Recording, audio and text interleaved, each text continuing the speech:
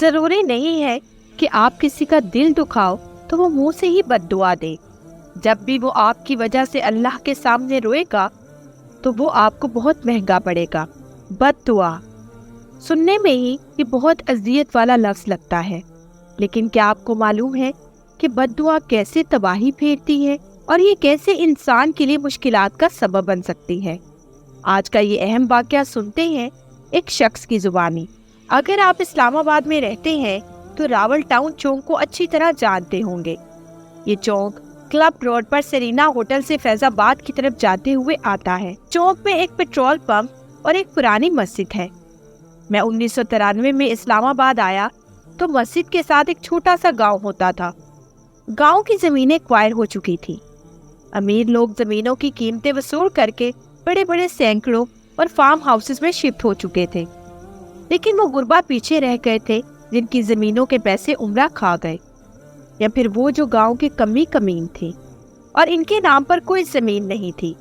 حکومت نے انہیں کوئی معاوضہ نہیں دیا، دنیا میں ان کا کوئی ٹھکانہ نہیں تھا، لہٰذا وہ اپنے ٹوٹے پھوٹے گھروں میں مقیم تھے۔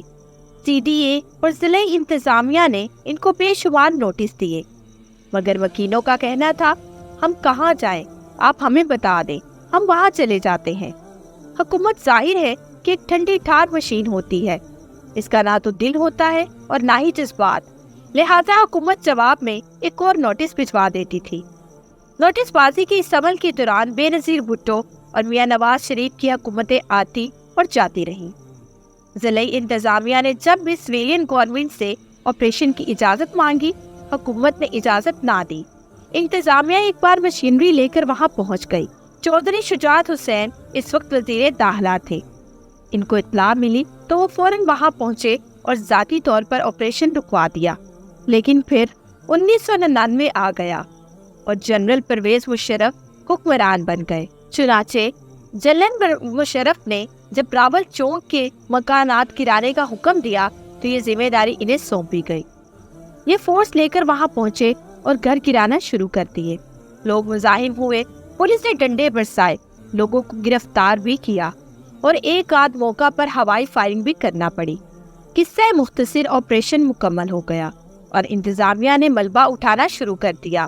وہ رکے اور پھر بولے، آپریشن کے بعد اینٹوں کے ایک ڈھیر پر درمیانی عمر کی ایک خاتون بیٹھی تھی۔ وہ ملبے سے نہیں اٹھ رہی تھی۔ اس کا صرف ایک مطالبہ تھا، وہ کہہ رہی تھی کہ وہ بس ایک بار آپریشن کرنے والے صاحب سے ملنا چاہتی ہے۔ انتظامیہ عموماً ایسے مواقع پر خواتین سے زبردستی نہیں کرتی، چنانچہ اہلکاروں نے انہیں بتایا اور وہ خاتون کے پاس چلے گئے۔ خاتون نے ان کی طرف دیکھا اور کہا، صاحب یہ آپریشن آپ نے کیا؟ میں نے جواب دیا، ہاں۔ اس نے جولی پھیلائی، آسمان کی طرف دیکھا اور بولی، یا پروردگار، اس شخص نے میرے اور میرے بچوں کے سر سے چھت چھینی، یا اللہ اسے اور اس کے بچوں کو برباد کر دے۔ میں اس وقت جوان تھا، میں نے منہ دوسری طرف پھیر دیا۔ اس خاتون نے اس کے بعد کہا، یا اللہ ہم سے ہمارے گھر چھیننے والے تمام لوگوں کو برباد کر دے۔ اس نے اس کے بعد اپنی پوٹلی اٹھائی، اپنے بچے ساتھ لیے اور چلی گئی۔ وہ رکا، اس نے اپنے آنسو پونچھے اور بولا، جاوید صاحب آپ یقین کریں وہ دن ہے اور آج کا دن ہے، میں بحرانوں سے نہیں نکل سکا، میں اس پوٹلی والی کی بد دعا کا نشانہ بن گیا۔ میرا ایکسیڈنٹ ہوا، میری بیوی اور میری بچی مر گئی، میری ٹانگیں کٹ گئی، میرے دونوں بیٹے ایک ایک کر کے بیمار ہوئے۔ میں نے اپنی ساری جمع پونجی ان کے علاج پر لگا دی، لیکن وہ فوت ہو گئے۔ مجھے سسرال سے گھر ملا تھا، وہ بک گیا۔ میں نے اپنا گھر بنایا تھا، وہ 2005 کے زلزلے میں گر گیا۔ محکمے نے میرے اوپر الزام لگایا، میری انکوائری شروع ہو گئی، میں ڈسمس ہوا اور بے گناہی کے باوجود آج تک بحال نہیں ہو سکا۔ میں مقدمے پر مقدمہ بھگت رہا ہوں۔ میں 38 سال کی عمر میں شوگر، بلڈ پریشر اور دل کا مریض بھی بن چکا ہوں، اور میرے تمام رشتہ دار اور دوست بھی میرا ساتھ چھوڑ چکے ہیں۔ میں دل سے سمجھتا ہوں مجھے اس عورت کی بد دعا لگی تھی۔ حکومت، میرا محکمہ اور آرڈر دینے والے لوگ تینوں پیچھے رہ گئے، لیکن میں برباد ہو گیا۔ میں آج سوچتا ہوں تو میں اپنے آپ سے سوچتا ہوں میں کتنا بے وقوف تھا۔ میں نے جنرل مشرف کے حکم پر غریبوں کے سروں سے چھت چھین لی۔ وہ رکا اور پھر بولا، آپ کو میری باتیں عجیب لگیں گی، لیکن میں نے تحقیق کی ہے، اس آپریشن کا حکم دینے والا ہر شخص میری طرح ذلیل ہوا۔